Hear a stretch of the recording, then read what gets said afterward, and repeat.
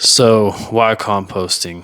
Why am I allocating so much of my time, the majority of my time, to making compost?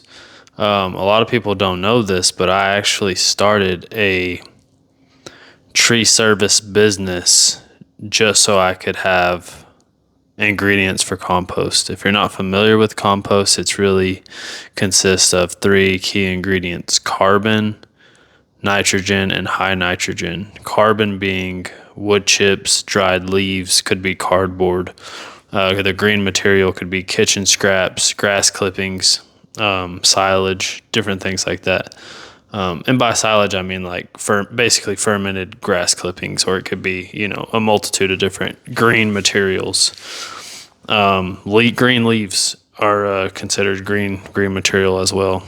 High nitrogen would be coffee grounds, beer mash, manure, right?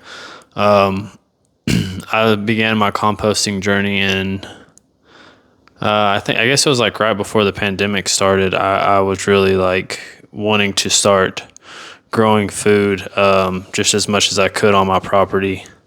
I grew up always having a garden. Sorry, I hope that light's not annoying.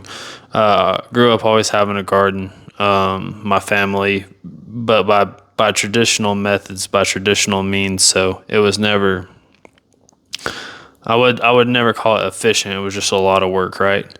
A lot of water, plowing, bare soil, rows. So when we had to water the whole row.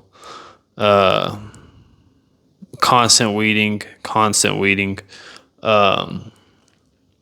But anyways, for whatever reason, I had that experience, and I decided, like, okay, I wanted to really what I saw the Back to Eden documentary, and that was like the first time I was like, oh, dude, there's another way to do this, because I really hadn't thought about it a lot, because in 2019 I was still pretty young. I think I was like 24, 25, something like that. And I was I was just busy working all the time, right? Like 9 to 5. So I hadn't thought about like a hobby of like growing food or like that side of things. But anyways, as I started to dive into it, I was like, yeah, dude, I really want to grow food. It was just a calling on my heart, and I just didn't really know. I knew that because of my schedule that I could not allocate that kind of time to a farm, or to a garden, or to growing food. So wood chips is really where I gravitated towards. So I really started looking for wood chips everywhere I could. I called every tree service business in the Lubbock area. Nobody was willing to give wood chips. And I understand that now, like even as a business owner, like it's an inconvenience. Like you think that it would be a convenience to like drop something off at somebody's property. It's not. Like it's just not. It's the logistics of it. The purpose of this is I needed wood chips, right? I had to have them for Back to Eden style. This was kind of pre-composting. This was before I really was like, oh, composting is superior, right? So I was like, okay, wood chips. So, man, well, how did this even play out? It wasn't until I had a tree service business that I had legitimate wood chips, right? So I finally had enough wood chips, so it was like 20 before I had like enough to even attempt Back to Eden and give it a real shot. And if you're not familiar with that documentary, it's on YouTube, but it's basically just this guy puts wood chips on the ground in Washington State, and he doesn't have weeds, and good water retention, good weed suppressor is essentially what it is, right?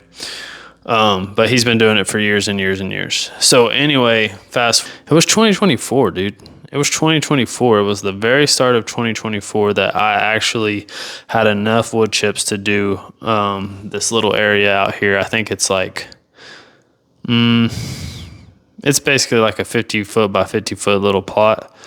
So I put it about 6 inches deep, 6 inches deep.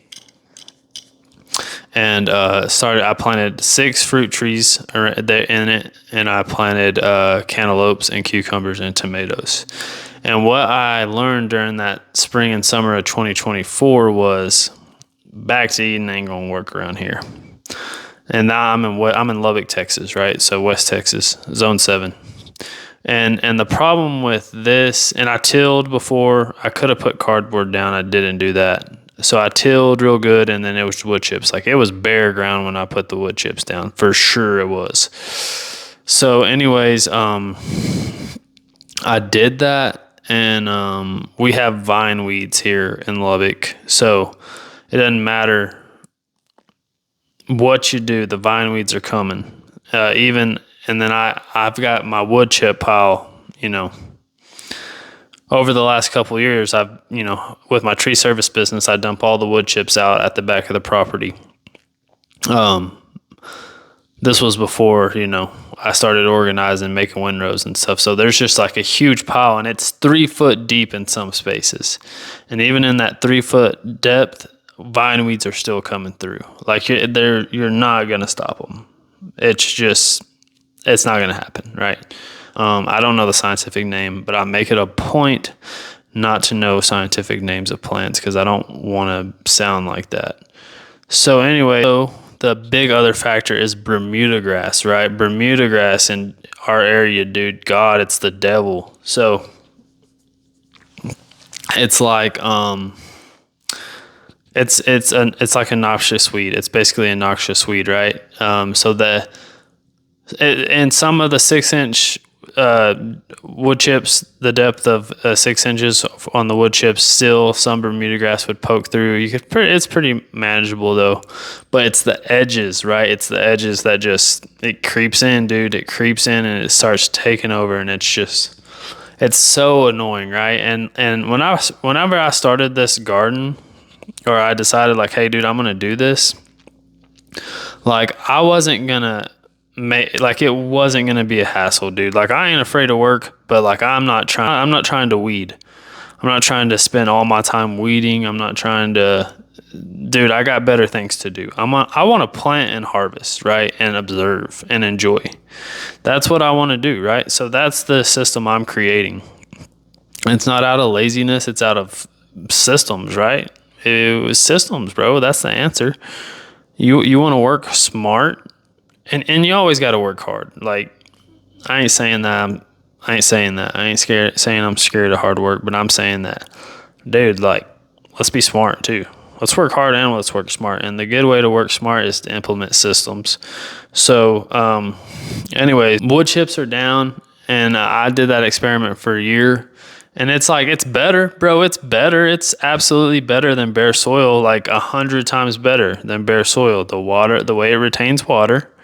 If I moved wood chips to the side and I dug down, there was always earthworms. Always, moisture was always good. Had to water very little, but like the weeding, I wouldn't say there was less weeding. It was just one type of weed. There wasn't less weeds. It was just vine weed or Bermuda grass. So weeding was not eliminated. Water was better. Water efficiency was way better. But weeding, not. And then the cantaloupes, there wasn't efficient nutrient cycling, right? Because the cantaloupes, for example, things grew. Okra grew, tomatoes grew, cucumbers grew, all that was fine. But the cantaloupes, a lot of them were really good, but a lot of them just wouldn't produce, right? Like, they would bloom and they would start to form, and maybe that was a pollination issue, but I don't think it was totally though, because like I would always see bees pollinating insects, right? So